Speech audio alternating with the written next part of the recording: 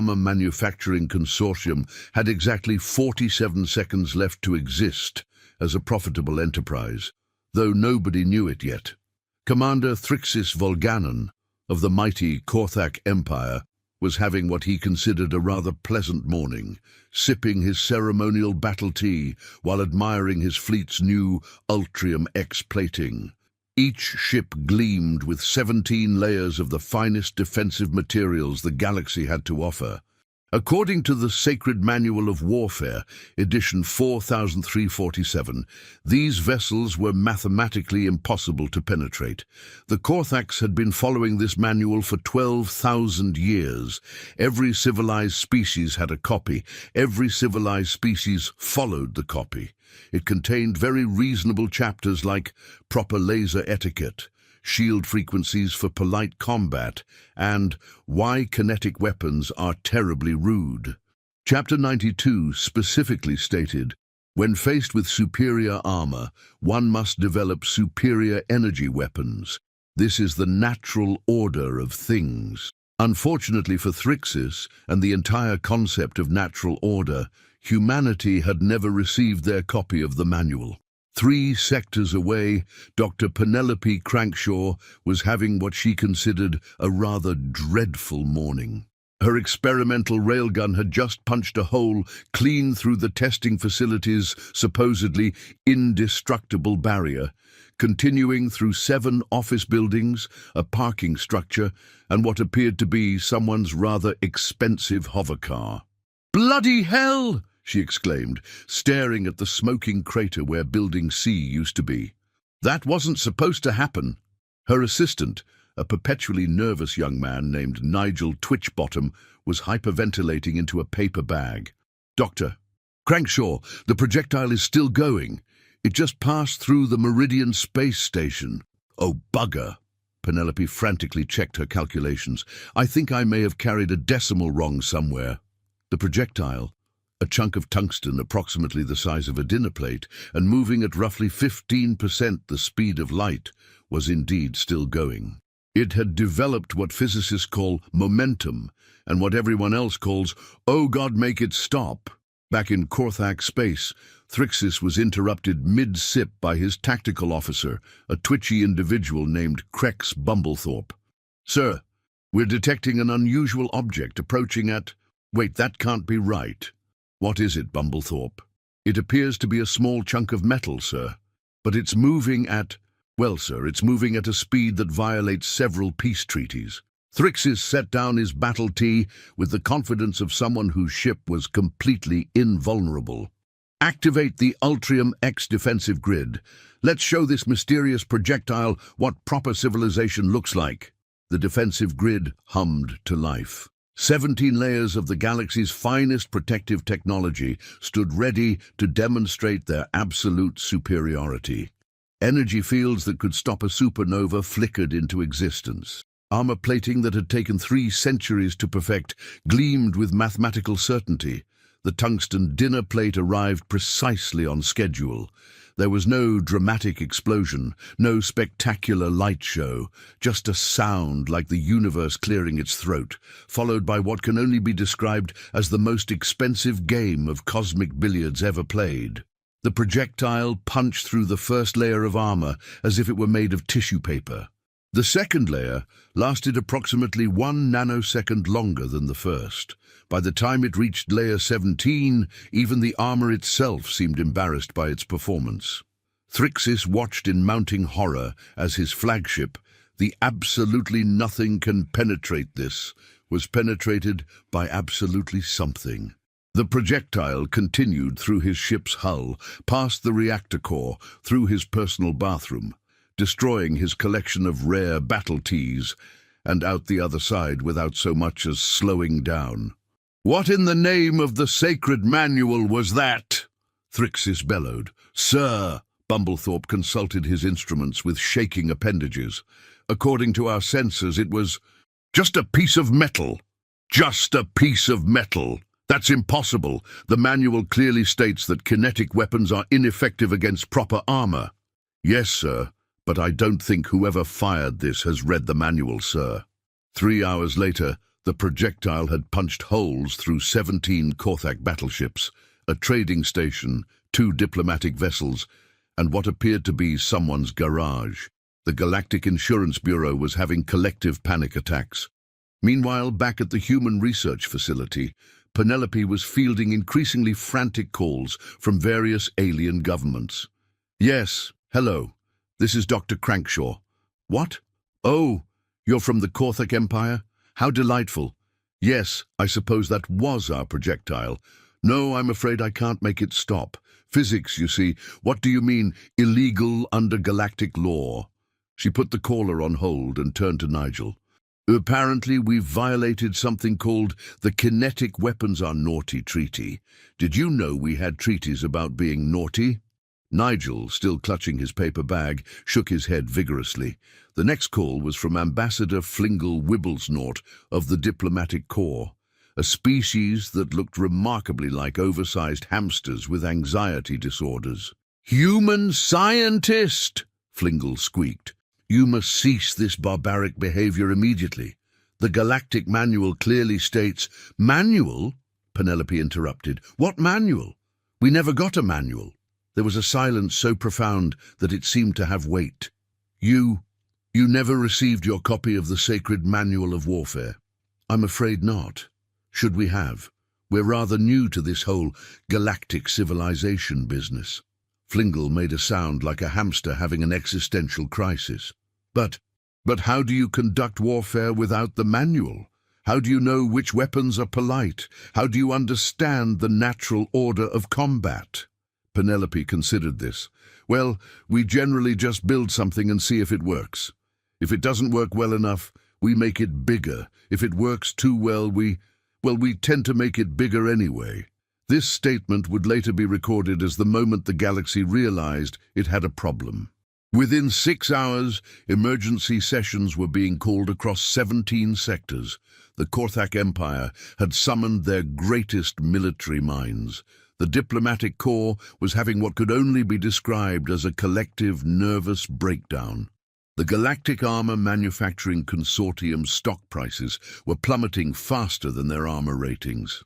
General Croxton Battleby, the Korthak's most decorated strategist, addressed the Emergency Council with the weight of someone whose entire worldview had just been shot full of holes.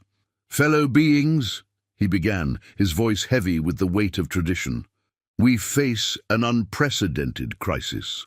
The humans have developed weapons that completely ignore our defensive doctrines." "But that's impossible," squeaked Ambassador Flingle. "The manual has rules. The humans," Croxton continued with growing alarm, "appear to believe that if you accelerate something fast enough, it will go through anything." That's just barbaric," gasped Councillor Frex Puddingworth of the Refined Warfare Society. "What's next? Are they going to claim that if you make explosions big enough, they'll damage things regardless of shields?" An uncomfortable silence fell over the council. Nobody wanted to ask the humans that particular question. Back on Earth, humanity was blissfully unaware of the cosmic panic they had caused. Dr. Crankshaw was already working on Railgun Mark II, having learned valuable lessons from Mark I's slight tendency to destroy everything within a 17-light-year radius. "Nigel," she called cheerfully, "I've solved the problem. We just need to make sure it stops when it hits the target." Nigel, who had developed a permanent twitch, looked up from his calculations. "How do we do that, Dr. Crankshaw?" "Simple. We make it bigger." This conversation was unfortunately intercepted by galactic intelligence, causing 3 different species to immediately begin evacuation procedures. The Korthak Empire, meanwhile, had decided to take direct action. If the humans wouldn't follow the manual, they would teach them to follow the manual. Commander Thrixis, his battle tea collection now a memory, had been placed in charge of this educational mission. "We'll approach their planet with our finest diplomatic vessel," he announced to his officers. "We'll show them the error of their ways through superior firepower and proper armor." His new flagship, the Surely This Time Nothing Can Go Wrong, was equipped with Ultrium X Plus armor, now with 34 layers instead of 17. The engineers had been very proud of this improvement, right up until they learned what had happened to the original 17 layers. The diplomatic mission launched with great fanfare and supreme confidence. The Korthaks had brought their finest energy weapons, their politest shields, and enough ceremonial battle tea to last the entire journey. They had not, however, brought anything capable of stopping a chunk of tungsten traveling at significant fractions of light speed. Dr. Crankshaw was having what she considered a rather productive day when the alien fleet appeared in Earth's solar system. Her new railgun was nearly complete, and she had solved the stopping problem by the elegant solution of making the projectiles even faster. "If they're going too fast to stop," she explained to Nigel, "they'll simply punch through whatever they hit and continue into space. It's brilliant in its simplicity." "Dr. Crankshaw," Nigel said, pointing at his monitoring equipment, "there appear to be alien warships approaching Earth." "How delightful! Perhaps they've come to discuss our railgun technology." At that precise moment, Earth's Defense Coordinator, Admiral Constance Blamsworth, was receiving a priority communication from the approaching Korthak fleet. "Human defenders!" Thrixis's voice boomed across the communication channel. "We have come to demonstrate the proper way to conduct warfare. Observe our magnificent armor and despair." Admiral Blamsworth, a woman who had not achieved her position through excessive politeness, responded in kind. "Alien invaders, we appreciate the visit, but we're rather busy at the moment.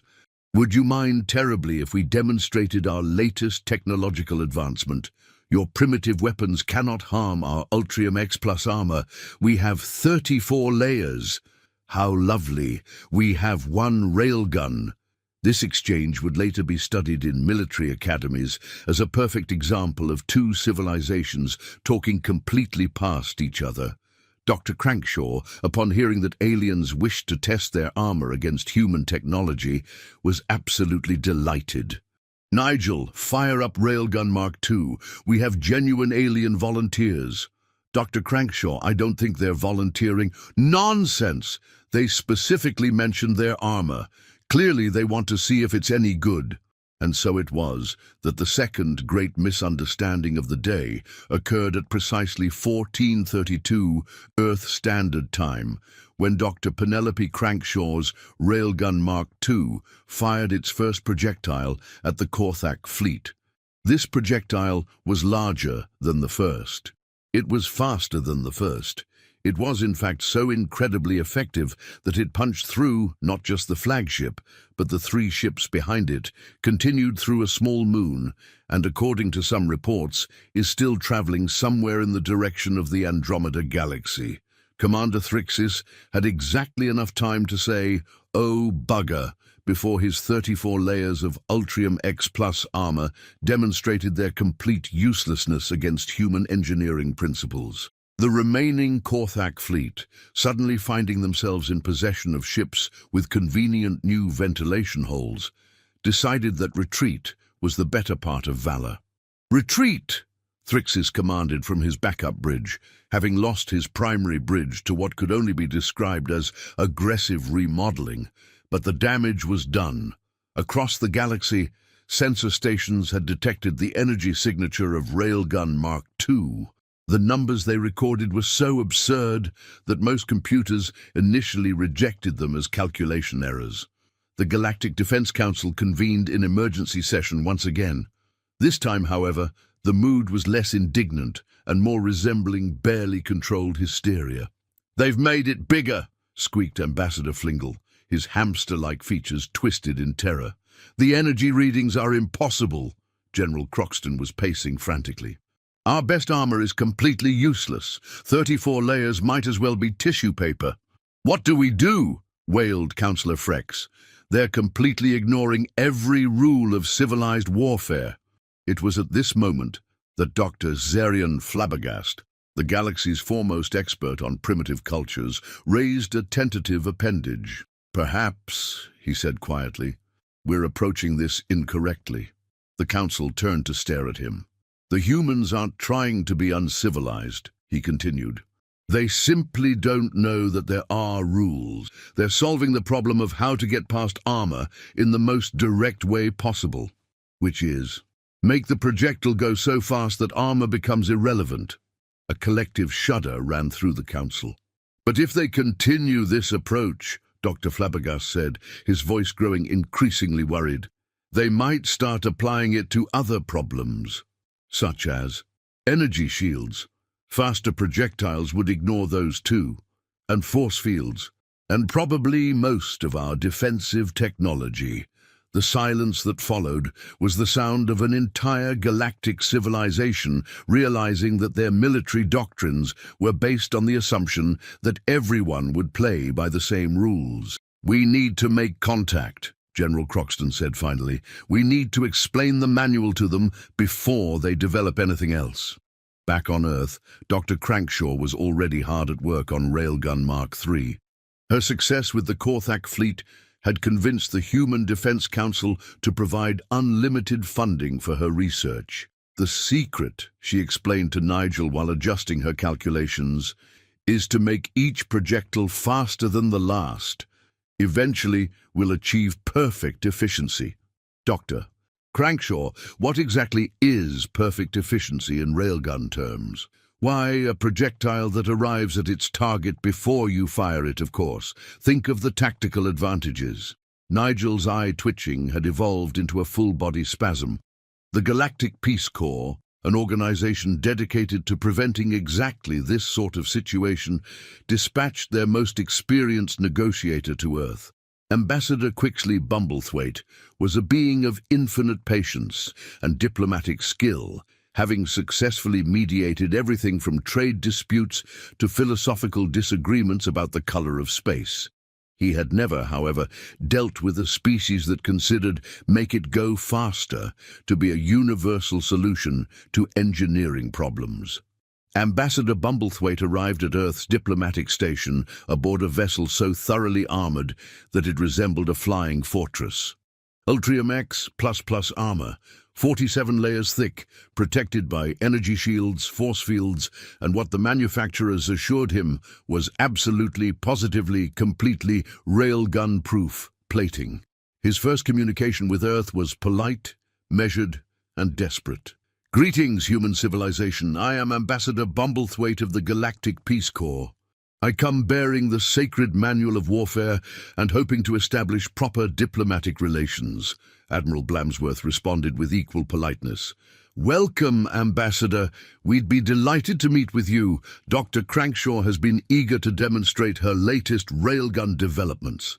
There was a pause that seemed to stretch across several light years. Did you say latest developments?" "Oh, yes. Railgun Mark III is nearly complete. Doctor Crankshaw is terribly excited about the new velocity calculations." Ambassador Bumblethwaite made several sounds that universal translators refused to interpret.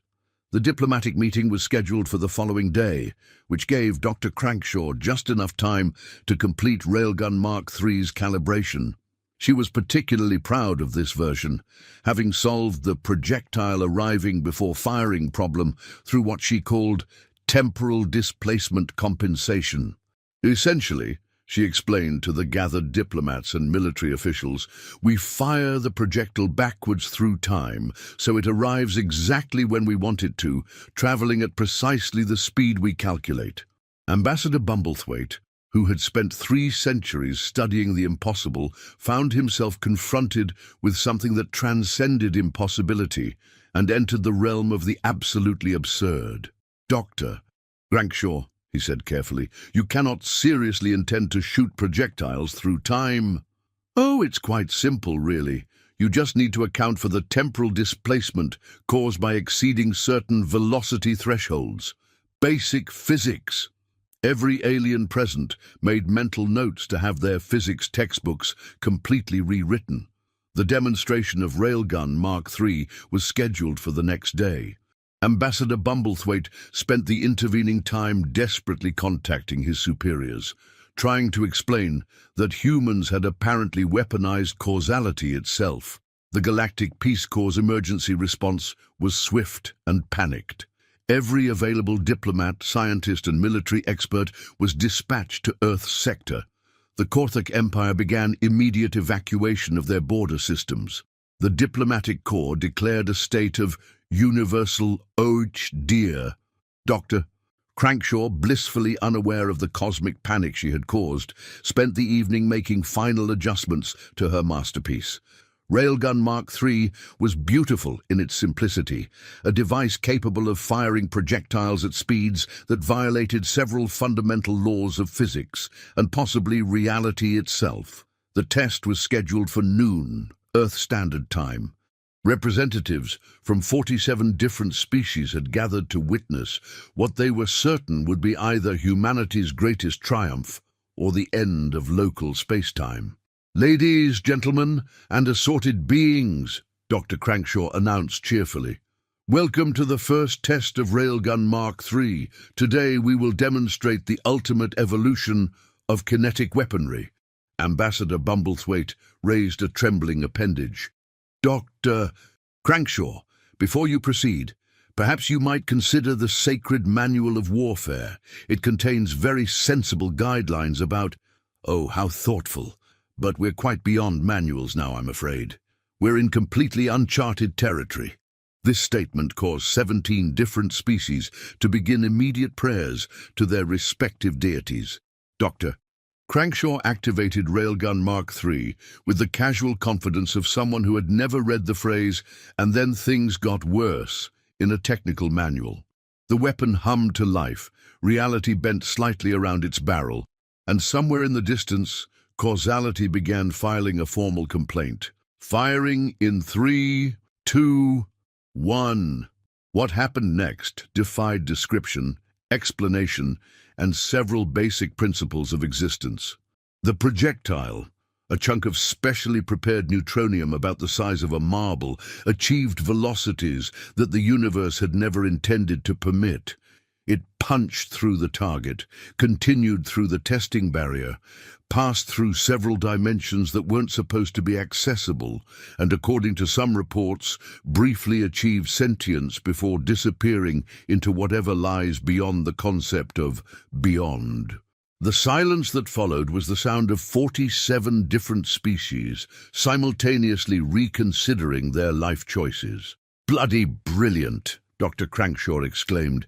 "Did you see how it completely ignored that barrier? I think we may have achieved perfect kinetic efficiency." Ambassador Bumblethwaite stared at the smouldering crater where the target had been, then at the equally impressive crater where the backup target had been, then at what appeared to be a small hole in reality itself. "Dr. Crankshaw," he said, in a voice barely above a whisper, "I believe you may have broken the universe."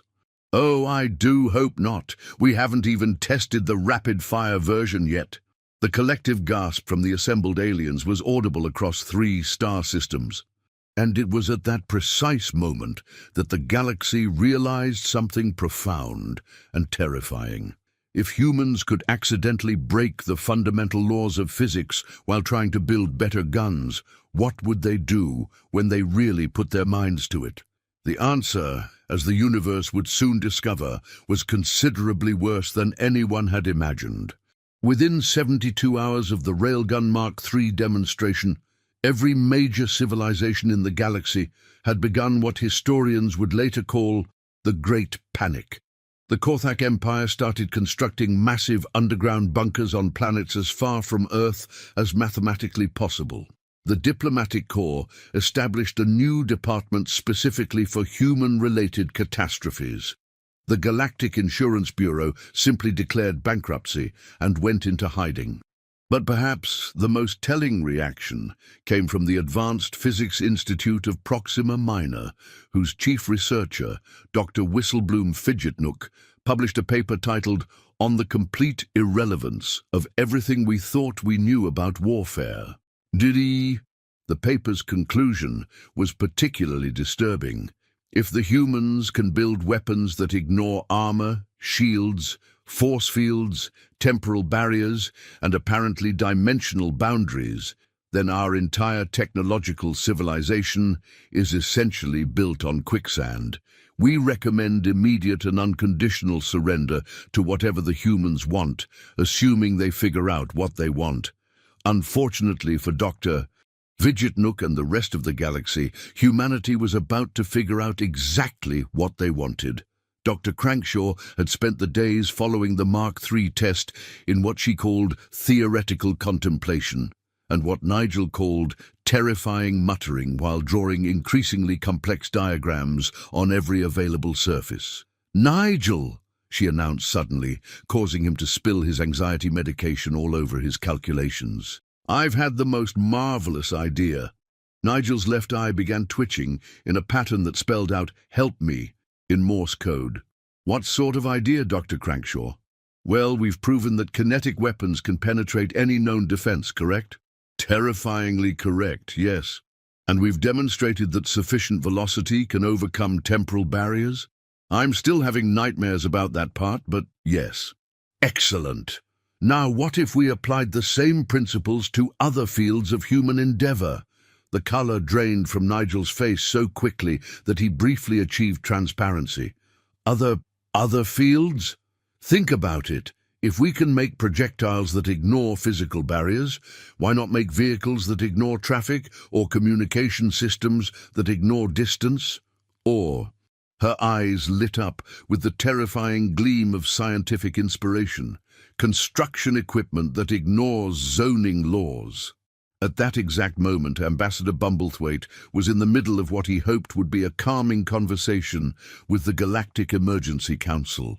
He had just finished explaining that humans seemed to be relatively peaceful and were probably just enthusiastic about engineering when his communication device began screaming.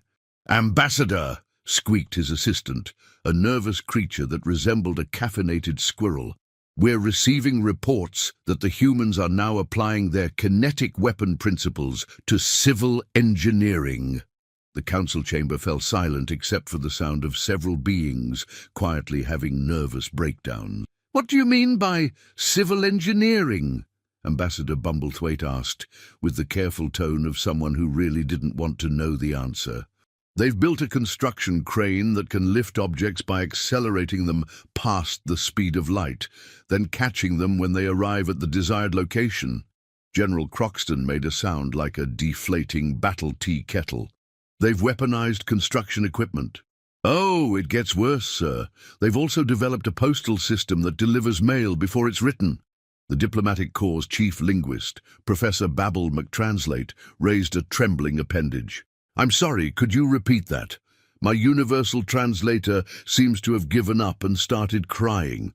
The humans have created a mail delivery system that operates by firing letters through time, sir. Correspondence now arrives at its destination approximately 15 minutes before the sender decides to write it." This announcement was followed by what can only be described as the sound of an entire galactic civilization realizing that chaos theory had nothing on human engineering. Back on Earth, Dr. Crankshaw was having what she considered her most productive week ever. The success of the temporal postal system had convinced the Global Transportation Authority to fund her latest project, a subway system that traveled by launching passenger cars at relativistic speeds through specially constructed tunnels. "The beauty of it," she explained to a group of increasingly pale city planners, "is that the journey time becomes negative. Passengers arrive at their destination before they leave home." "Dr. Crankshaw," ventured one brave city planner, "what happens if someone wants to get off at a stop between their origin and destination?" "Oh, that's quite impossible. The train cars are traveling far too fast to stop at intermediate stations. They simply punch through the platforms and continue until they reach the end of the line. But what about the people on those platforms?" Dr. Crankshaw waved dismissively. "Oh, they'll be fine. The cars are moving so fast that they'll pass through before anyone notices." This explanation would have been more reassuring if the test run hadn't left a perfectly car-shaped hole through 17 city blocks. The galactic response to humanity's transportation innovations was swift and panicked. The Universal Transit Authority issued emergency warnings about travel to the Sol system. The Intergalactic Tourism Board officially classified Earth as a hazardous physics zone. Several species began developing new forms of mathematics specifically designed to calculate safe distances from human engineering projects. But it was the Korthak Empire's reaction that truly demonstrated the scale of the problem. Commander Thrixis, his remaining battle tea supplies, now safely stored in a bunker 3 galaxies away, had been placed in charge of the Human Monitoring and Cosmic Safety Initiative. His first report to the Korthak High Command was a masterpiece of military understatement. Fellow warriors, we face a species that has somehow managed to break everything. They have violated the laws of physics, ignored the principles of engineering, and appear to be treating the fundamental constants of the universe as suggestions. The High Command's response was equally measured. Commander Thrixis, we are officially declaring humanity a galactic force of nature. All military personnel are hereby ordered to maintain a minimum distance of 50 parsecs from any human technological development. We are also instituting mandatory meditation sessions to help cope with the existential terror.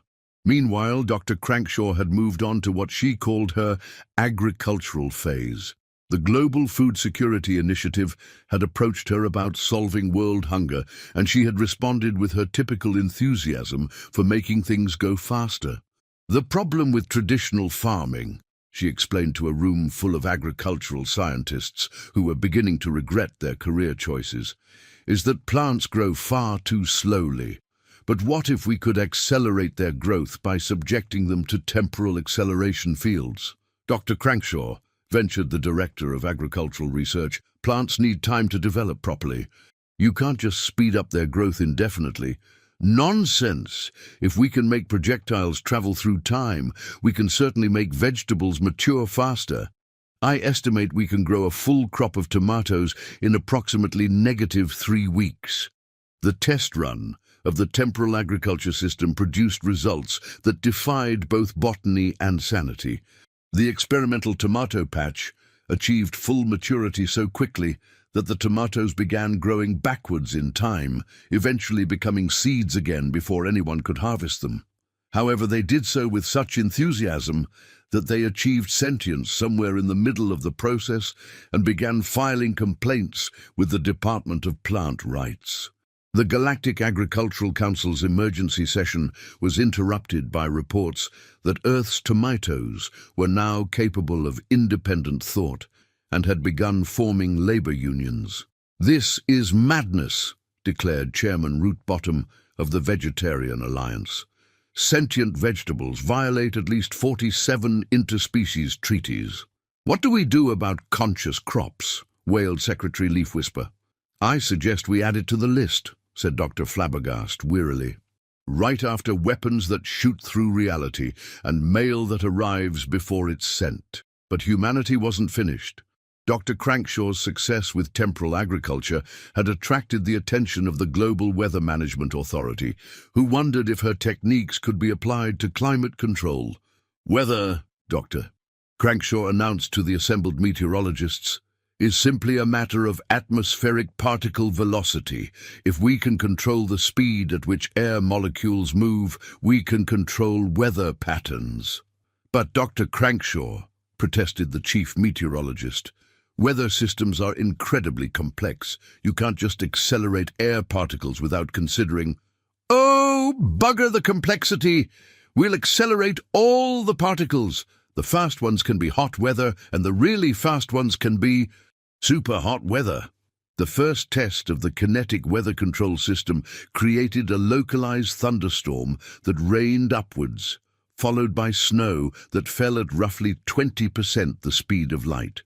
The snow was so fast that it tunneled directly through the Earth's crust and emerged in Australia as high-velocity ice missiles. The Global Weather Service immediately classified the event as meteorologically impossible, but unfortunately real. Ambassador Bumblethwaite received the weather report while in the middle of what had become a daily briefing on new ways humans have broken reality. His assistant, who had developed a stress-induced stutter, delivered the news with characteristic panic. "Sir, the humans have now weaponized weather. They've created rain that falls in multiple directions simultaneously. How is that even possible? They've accelerated water droplets to such high speeds that they're experiencing relativistic effects, sir.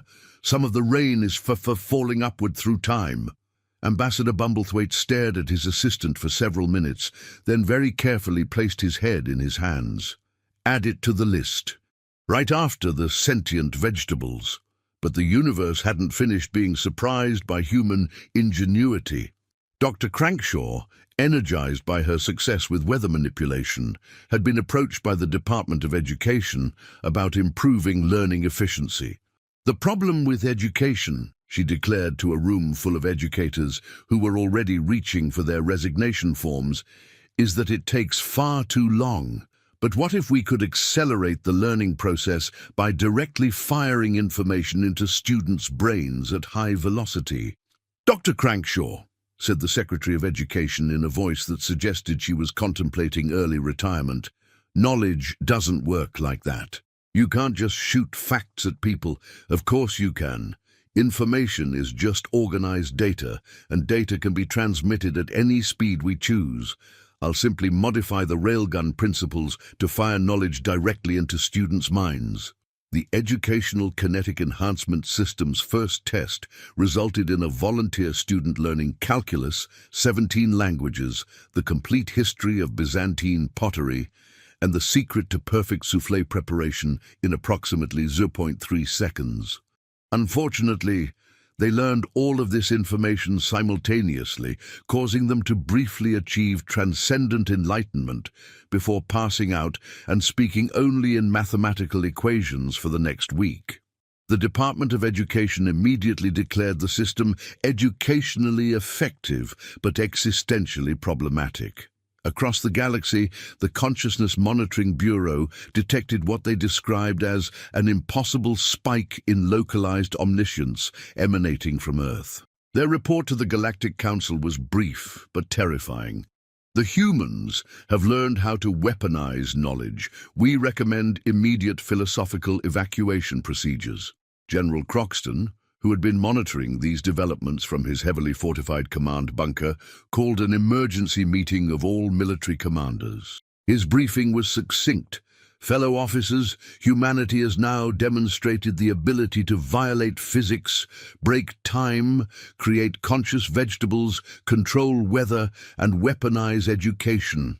I believe it is time to consider the possibility that they might be actively trying to destroy the universe."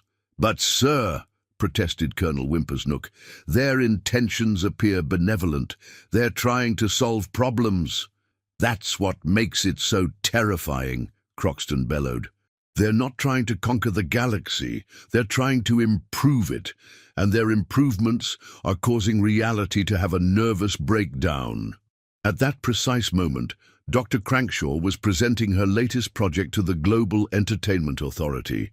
She had been asked to develop more exciting forms of recreational activities and had responded with her characteristic enthusiasm for extreme velocity. "Entertainment," she announced to the assembled recreation specialists, "is simply a matter of sensory stimulation intensity. If we can deliver entertainment experiences at sufficient speed, we can compress entire lifetimes of enjoyment into mere seconds." The Experiential Acceleration Entertainment System launched its first test with a volunteer who experienced what Dr.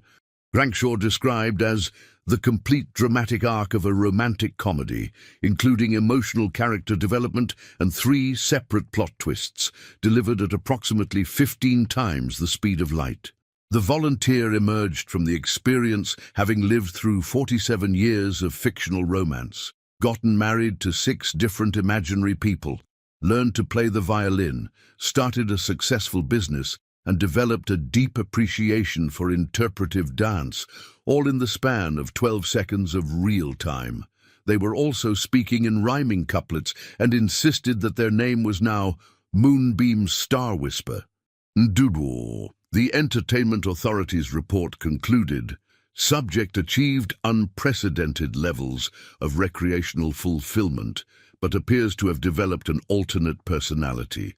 Recommend immediate psychological evaluation and possibly a nice cup of tea. Donen, the Galactic Mental Health Association, received this news while simultaneously dealing with reports of time-traveling mail causing temporal paradoxes, conscious tomatoes demanding workers' compensation, and weather patterns that had achieved political opinions. Their emergency response was to declare the entire Sol system a psychological hazard zone and begin mass production of anti-anxiety medications for the entire galaxy. But it was Dr. Zerion Flabbergast who finally identified the true scope of the problem. In a paper that would later be considered the most important academic work of the millennium, he wrote, "Humanity does not appear to understand the concept of impossible.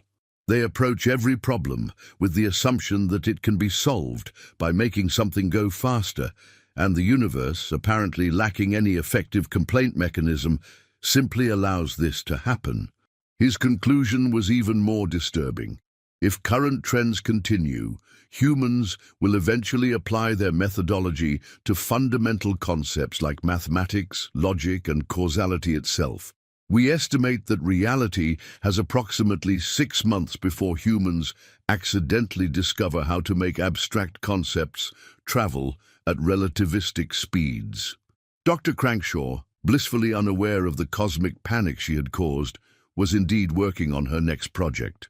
The Global Philosophy Department had approached her about making abstract thinking more efficient, and she had responded with predictable enthusiasm. "Philosophy," she explained to a room full of increasingly terrified philosophers, "is simply a matter of processing ideas at optimal velocity. If we can accelerate the speed of thought itself, we can solve every philosophical question in the universe." "Dr. Crankshaw," said the director of existential studies, "some questions aren't meant to be answered quickly. The journey of philosophical inquiry is, oh, rubbish. Every question has an answer, and every answer can be reached faster with sufficient acceleration. I'll simply build a device that can fire thoughts through reality at the speed of pure logic." The philosophical acceleration engine's first test subject was asked to contemplate the meaning of life, the universe, and everything. The machine accelerated their thought processes to approximately 42 times the speed of conceptual reasoning, allowing them to achieve complete cosmic understanding in roughly 3 minutes. Unfortunately, the answer they discovered was so profound that it caused local space-time to develop an appreciation for irony, and the subject began speaking exclusively in paradoxes that made perfect sense while simultaneously meaning nothing at all. The philosophy department's official report stated, "Subject has achieved ultimate wisdom, but can now only communicate through statements like, 'The answer is the question that questions the answer.' Recommend immediate consultation with both psychiatric professionals and possibly a good dictionary." And it was at that moment, as reports flooded in about humans weaponizing philosophy, that the Galactic Council reached its final, inevitable conclusion. Humanity had to be stopped, not because they were malicious, but because their enthusiasm was causing the universe to develop performance anxiety. The vote was unanimous. Immediate intervention was required before humans discovered how to make existence itself go faster. But as Ambassador Bumblethwaite prepared the diplomatic contact mission, Dr. Crankshaw was already beginning work on her most ambitious project yet, a device that could accelerate the very concept of acceleration itself. "Just imagine," she said to Nigel, who had long since given up on sanity and was now quietly planning to become a hermit on a distant asteroid. "If we could make things go fast, faster than they currently go fast, we could achieve perfect efficiency in everything." Dr. Crankshaw Nigel said in a voice that had achieved a zen-like calm, born of complete terror. What happens if you accelerate acceleration itself? Why, we get accelerated acceleration, of course. The mathematics are quite straightforward. We simply apply kinetic principles to the abstract concept of velocity increase. Nigel stared at her for a very long moment. Dr. Crankshaw, I don't think the universe is designed to handle accelerated acceleration. Nonsense! The universe has been remarkably accommodating so far. This conversation was taking place just as Ambassador Bumblethwaite's diplomatic vessel entered Earth's solar system. His ship, the "Please Don't Shoot Us, We Come in Peace," was equipped with every defensive system known to galactic civilization, plus several that had been invented specifically for dealing with humans. "Open communications," he commanded his trembling crew. "It's time to introduce ourselves properly to humanity and explain why they need to stop everything they're doing." The communication channel opened with the characteristic static of interstellar transmission, followed by Dr. Crankshaw's cheerful voice. "Oh, hello. Are you the aliens with the lovely armor? How exciting. We've just finished work on our latest project."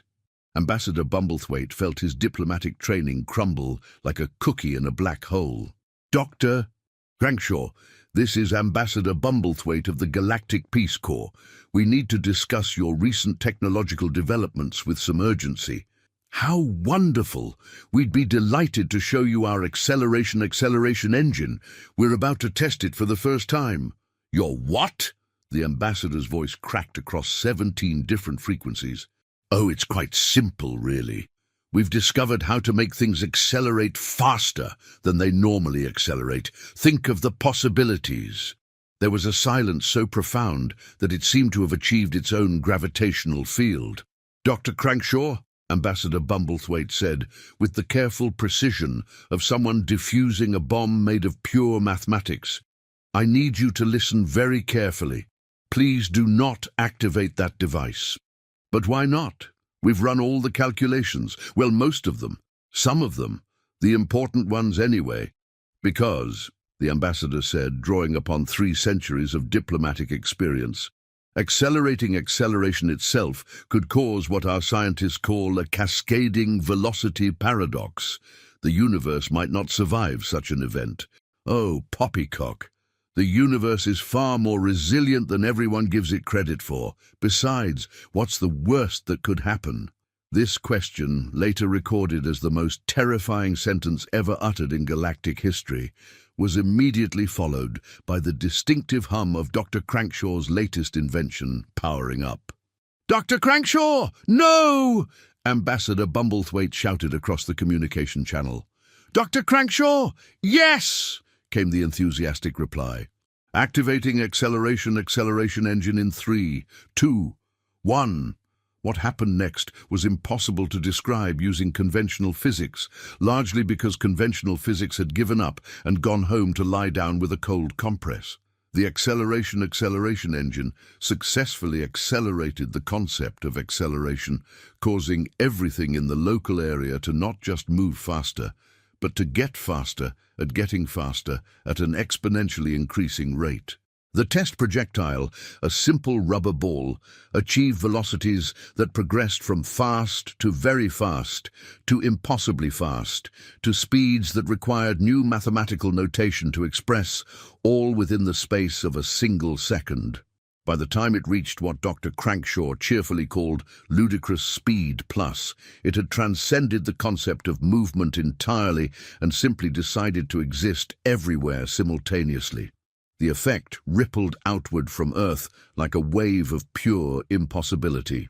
Planets began spinning faster, which made them spin even faster, which caused their faster spinning to accelerate, creating a feedback loop of accelerating acceleration that spread through the solar system like a cosmic hiccup. Ambassador Bumblethwaite watched in mounting horror as his sensors registered what could only be described as reality having technical difficulties. "Dr. Crankshaw," he said in a voice that had achieved perfect calm through complete terror, "I believe you may have just broken causality." "Oh, I do hope not," came the reply. We haven't even tested the rapid-fire version yet. And it was at that moment that the universe, having dealt with railguns that punched through armor, mail that arrived before being sent, conscious vegetables, weaponized weather, educational projectiles, philosophical acceleration, and now the acceleration of acceleration itself, finally reached its limit and did something unprecedented in cosmic history. It filed a formal complaint. The complaint manifested as a localized distortion in space-time that spelled out in letters visible across 17 galaxies. Seriously, humans? What's next? Dr. Crankshaw, observing this phenomenon through her laboratory windows, turned to Nigel with an expression of scientific delight. Oh, how marvelous! The universe is communicating with us directly. This opens up entirely new possibilities for research. Nigel, who had achieved a state of enlightened terror, simply nodded. What sort of possibilities, Dr. Crankshaw? Well, if the universe can write messages in space-time, perhaps we can build a device that allows us to write back. Think of it. Instantaneous communication with the fundamental forces of reality itself. And somewhere in the cosmic background radiation, the universe began composing what would later be known as the Emergency Shutdown Procedures for Overly Enthusiastic Species Manual. But Dr. Crankshaw was already sketching designs for what she called the Universal Correspondence Engine, completely unaware that she was about to become the first being in galactic history to engage in a philosophical argument with physics itself. The galaxy held its collective breath, waiting to see what would happen when an unstoppable force of human ingenuity met the immovable object of universal constants. And in her laboratory on Earth, Dr. Penelope Crankshaw smiled and reached for her tools, ready to build whatever came next.